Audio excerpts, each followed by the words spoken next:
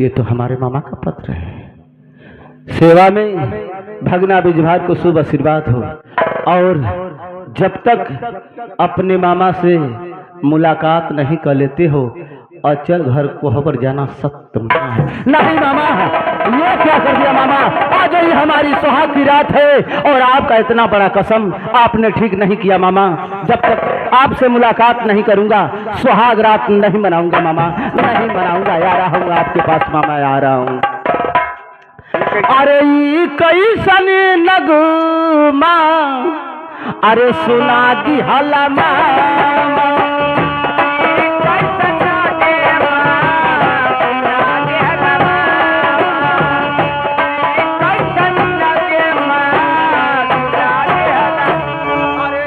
कैसन नगमा, अरे सुना दियाला मामा, अरे अपने ही भागिला के अरे रुला दियाला मामा।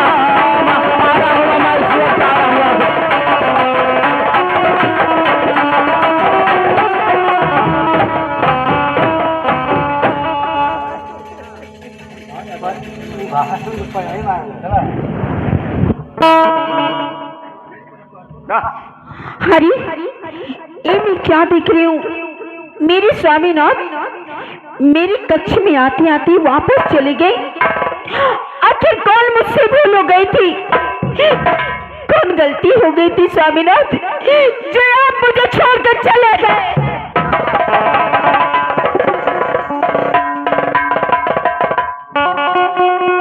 स्वामीनाथ, हेलो, आज तो मेरी सुहाग की रात थी, आखिर क्यों मुझे छोड़ के चले गए आप?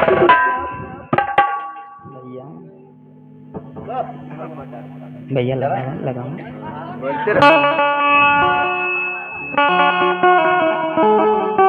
स्वामीनाथ, आरी गम न करब लाए हरी जी, आरी गम न करब लाए हरी जी, अरे अपने पुरुषाना गई रा।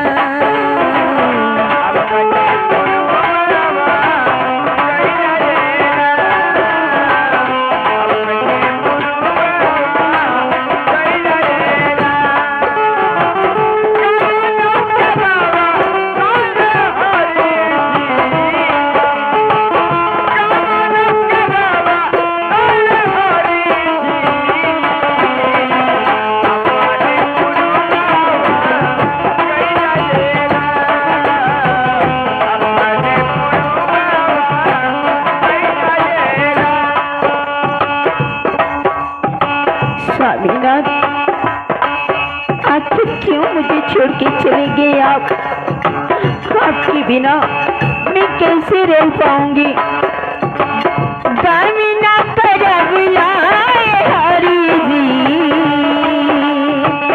गामिना करब लाए हरी जी, अपने पुरुषाना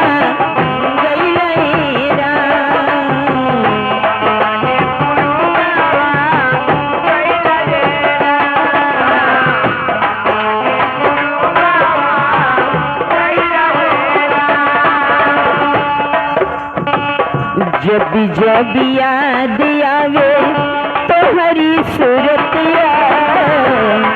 जब जब याद आवे तो हरी सूरत, जब जब याद आवे तो हरी सूरत, कटला से कटे नहीं तिरह के रतिया,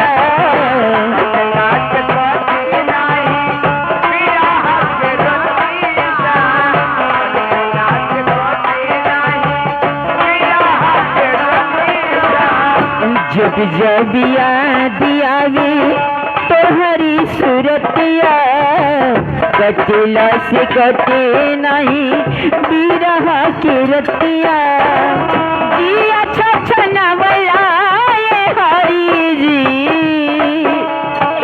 जी अच्छा छनवला हरी जी,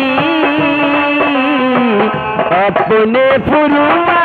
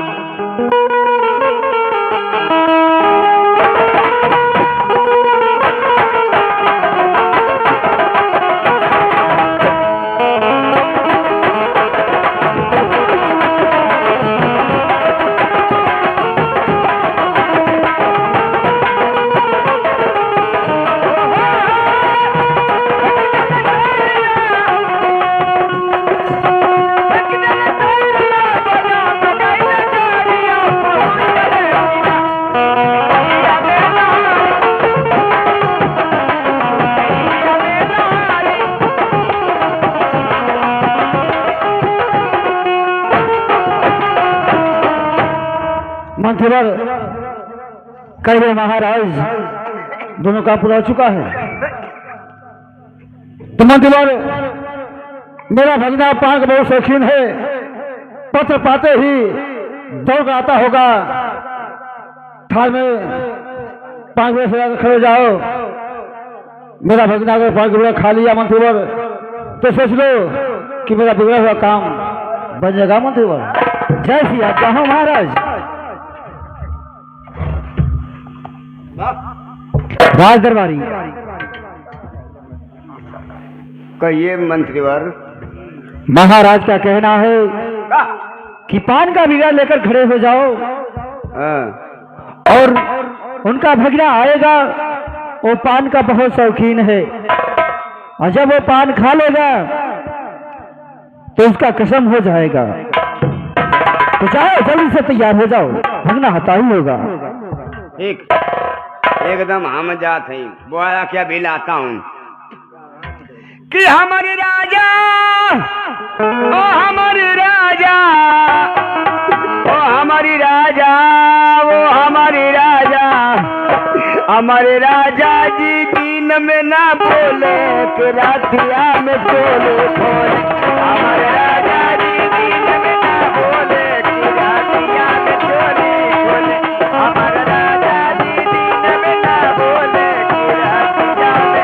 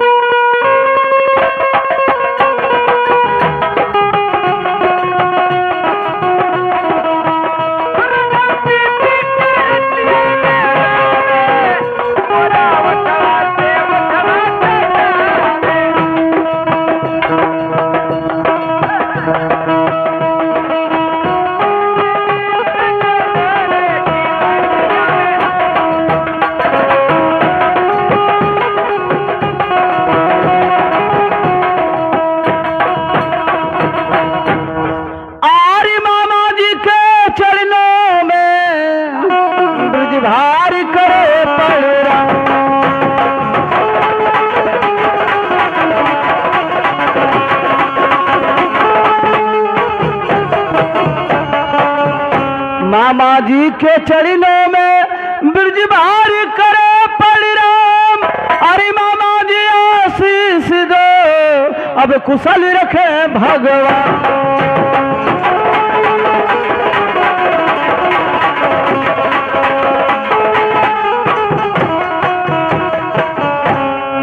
अरे जुग जुग भजना तुम जियो, अरे यही मेरा आस है।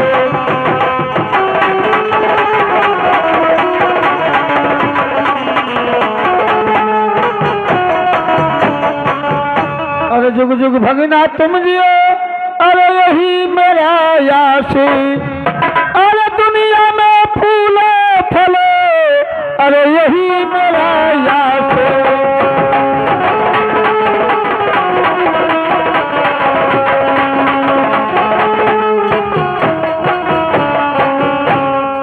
अरे कवने करना हो मामा अरे हमरा के बोला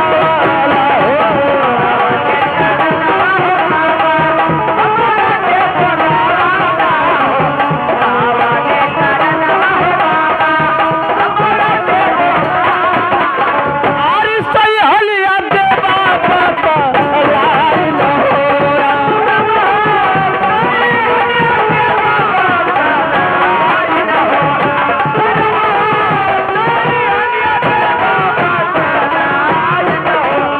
किया तू हर घटला मामा अरे लौटाना सोना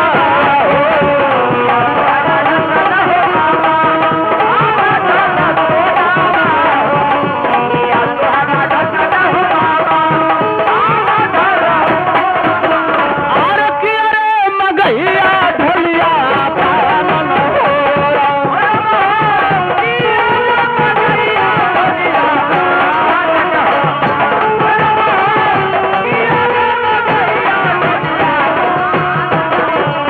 नहीं मेरा हर घटल ये भगिना अरे अनथा न सोना नहीं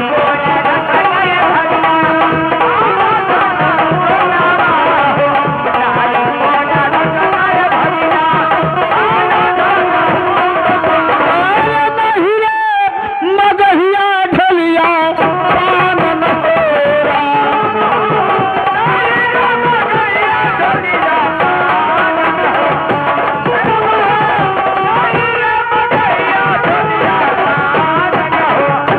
अरे तू हका अरे बोलवली ये भगिना अरे अपनी महालिया हो तू हका बोलवली ये भगिना अपनी महालिया हो तू हका बोलवली ये भगिना अपनी महालिया अरे पढ़ले जरूरी एगो काम होरा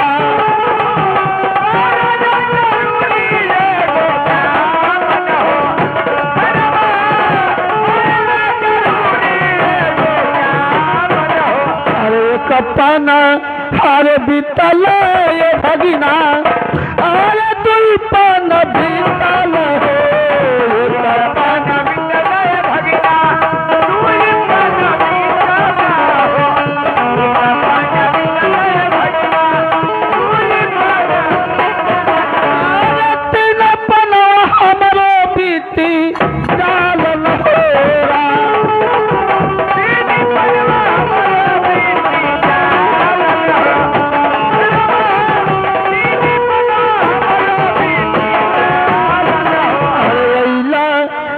चौथा पनवा और कोलग सपावल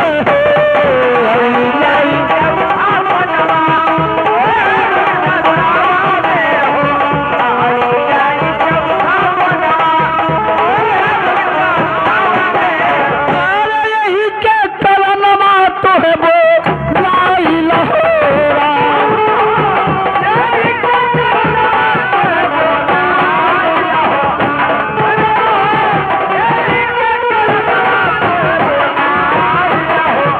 जैसे लियला ये भगिना आवती से साथ रानिया हो जैसे लियला ये भगिना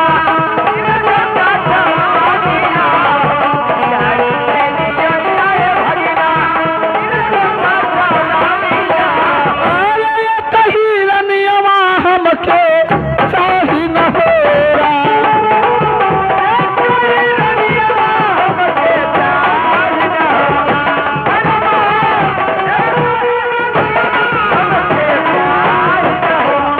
सोरठपुरी हर नगरिया ये भगिना अरे सोरठी रनिया हो सोरठपुर नगरिया ये भगिना सोरठी रनिया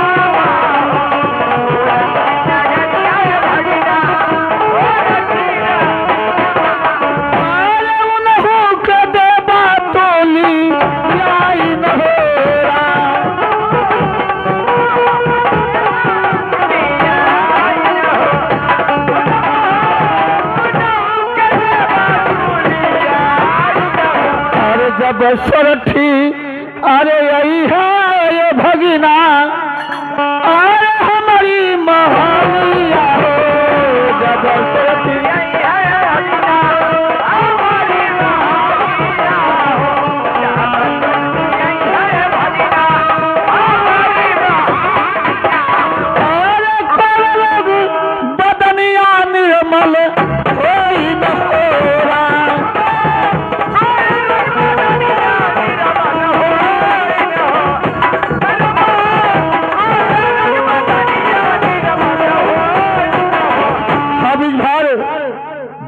कैसे तूने मेरे जो दूसरे साथी में लाया हे रानी की आवश्यकता बीज भार सोची रानी मेरे राधो बाबू राधो ताकि लोग निर्भय हो जाए ठीक हो जाए बीज भार मामा आप तो अच्छी तरह से जानते हैं कि आज ही हवनचलपुर से अपना गौन करा के आया हूँ और अपने रानी का घूंघटा भी नहीं उठाया लेटर पाया आपके दौड़ते हुए आपके पास और सोरठपुर यहाँ से बहुत दूर है मामा 12 बरिस रात और 12 बरिस दिन लगते हैं और मैं गौना करा के आया हूँ हमारे बस की बात नहीं है मैं नहीं जा पाऊंगा तुम्हें सुहाग रात की पड़ी है तेरा मामा कोड़ों से परेशान ग्रस्त है तुम्हें दिखाई नहीं दे रहा है देख रहा हूं मामा लेकिन मैं कह दिया कि सोरठपुर नगरी हम नहीं जा पाएंगे मामा भाग चले जाओ मामा अरे धरबा धीरज जवा हो मामा अरे करबा तू सब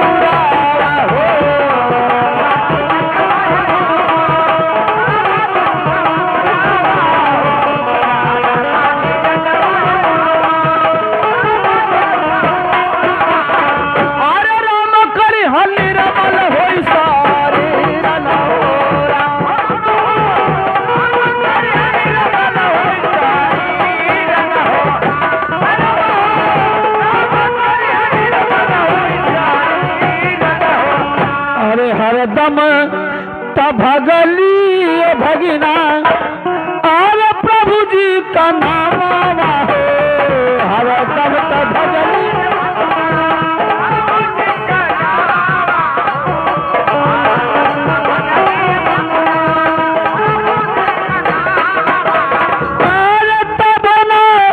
हर तब दिया प्रभु जी बूझल होरा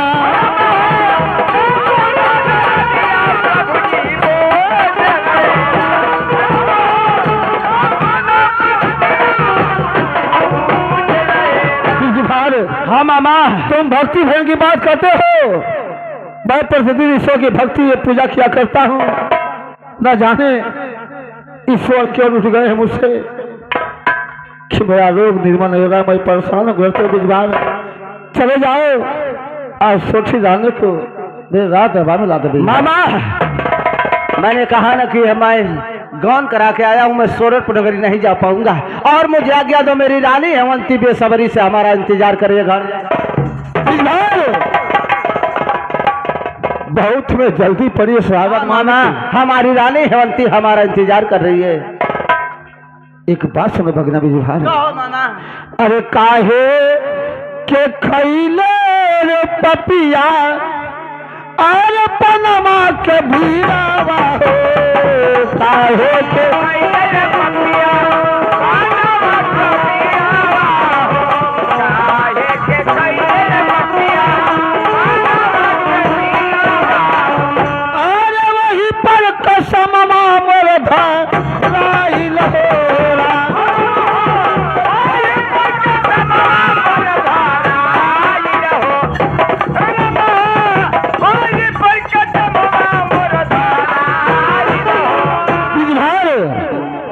जिस पाक में तो श्रवण किया है उसमें मेरा कसम था कि जो भी व्यक्ति पाक के बिना खाएगा वही से मिल जाएगा और सोठी रानी को वही लाएगा अरे गवने कद होती आए मामा अरे भूमि लो ना भइल हो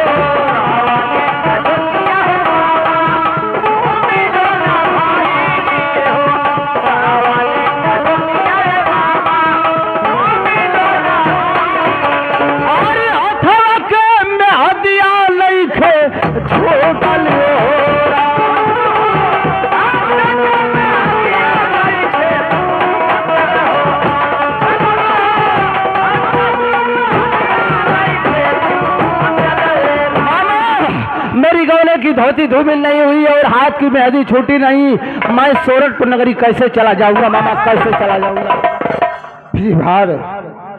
मेरी बात मान जाओ, सोरठपुर नगरी के चले जाओ। एक बार नहीं कई बार आपसे कह चुका कि मैं सोरठपुर नगरी नहीं जाऊंगा, तो नहीं जाऊंगा।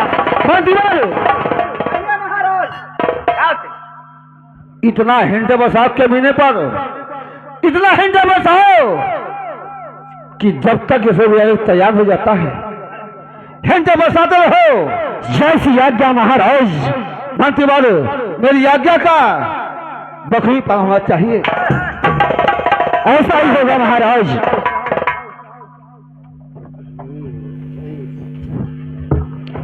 विजयभार, अपने मामा की बातें मान जाओ और तुम सोरठपुर चले जाओ। राजमंत्री, मामा तो कोई रूप से पागल हो चुके हैं, लेकिन आप तो पढ़े लिखे इस राज दरबार के राजमंत्री कहलाते हैं। बताओ कोई सज्जन अपना गौना करके आया हो और नई नवेली दुल्हन सेज पर हो और उसे छोड़कर 12 वर्ष के लिए चला जाएगा, उस दुल्हन के दिल पर क्या गुजरेगी, कभी सोचा है? विजय भार, तुम तो जानते हो कि तुम्हारे मामा के टुकड़े पे मैं पलने वाला हूँ। जैसा कहेंगे वैसे हमको करना है। राजमंत्री, आज्ञा का पालन करो, मैं सोरठपुर नगरी नहीं जाऊंगा। देख रहा हूं हम भी कैसे नहीं जाओगे सोरठपुर।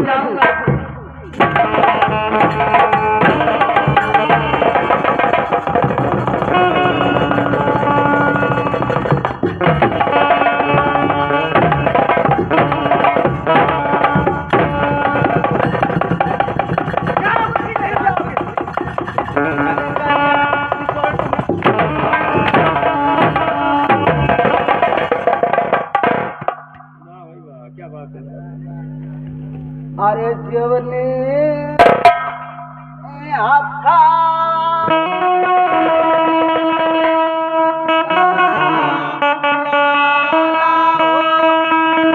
अरे कैसे करेला बधनावा हो मन,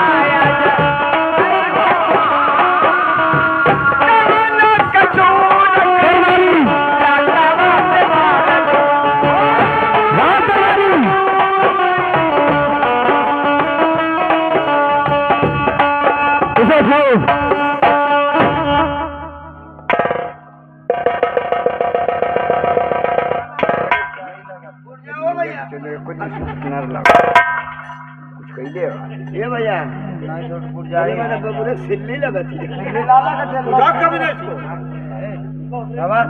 ये भैया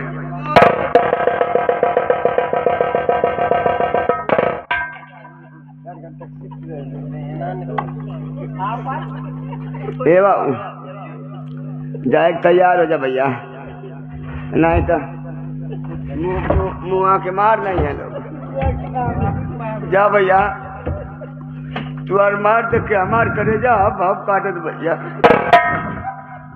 जा अबू तैयार है भैया दरबार से हाँ सोरठपुर नगरी बहुत दूर है। मैं जानता हूँ कि मैं उधर से जिंदा बचकर वापस नहीं आ पाऊंगा, दरबारी नहीं आ पाऊंगा। पता न करीब इनको उतना दूर कौन सोरठपुर बना दे अगल बगल बनौले तो सारा साझे लवट या होती जा राज दरबारी समझाओ चल जा भैया चल जा जानता हो ना कुल बहुत हरामी हो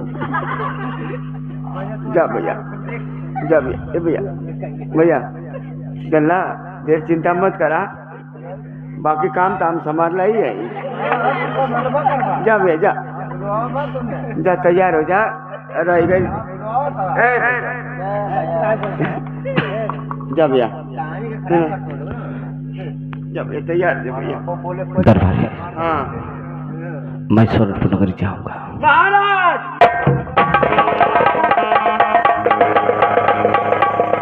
महाराज हैप्पी बर्थडे मतलब खुशी का बात है क्या बात है महाराज आपका भगना ब्रिजभार जाने के लिए सोरठपुर तैयार हो गया। ब्रिजभार अगर एक बात अगर पहले मान गए होते तो तुम्हारे पे हंटर नहीं बसाया गया था। खैर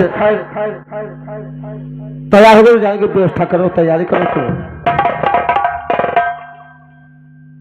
मामा मैं सोरठपुर जाऊंगा मामा।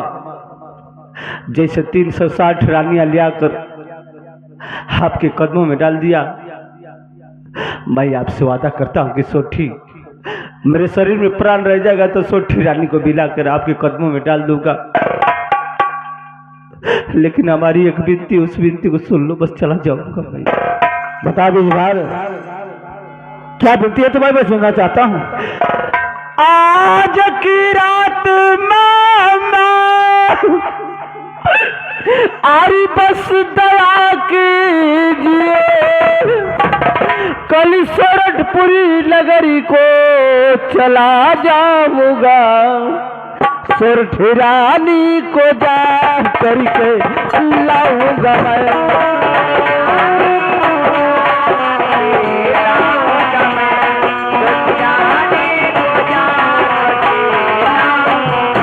आरी बस आज की रात आरी दया की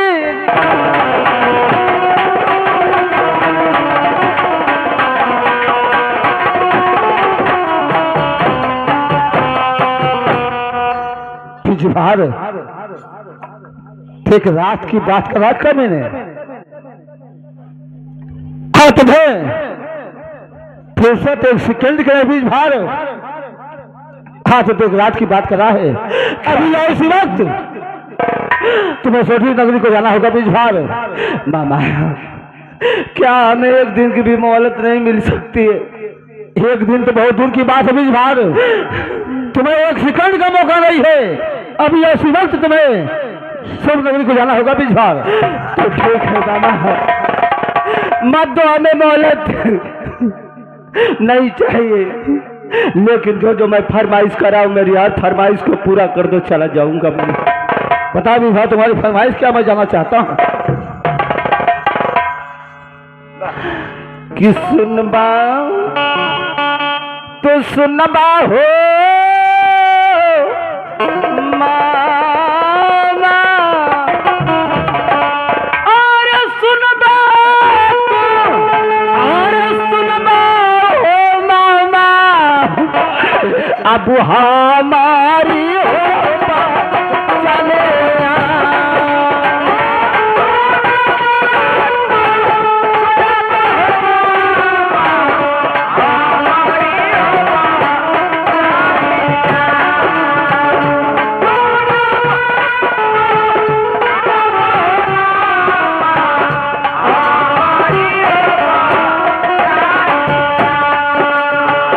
हमरा के देवा, हमरा के देवा।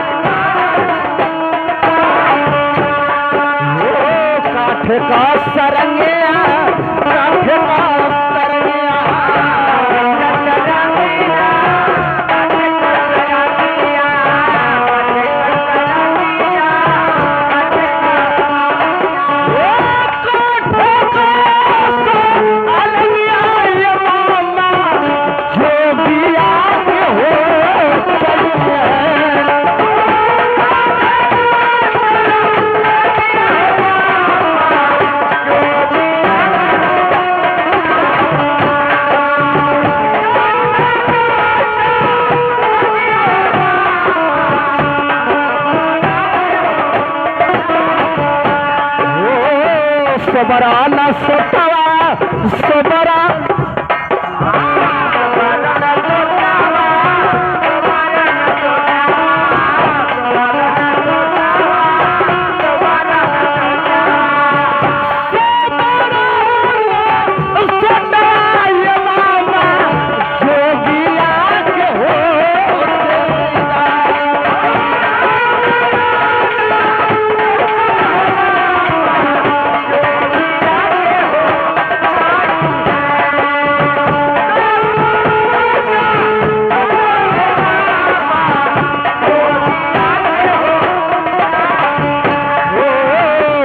का खरौआ, काठ का खरौआ।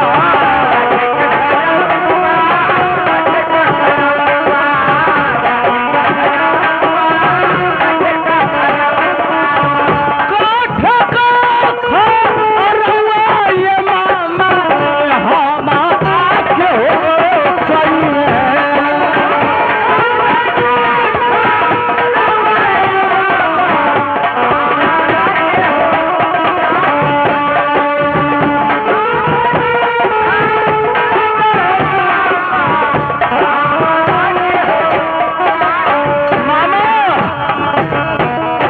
जो मैं फरमाइश किया वो हर फरमाइश को पूरा कर दो, चला जाऊंगा।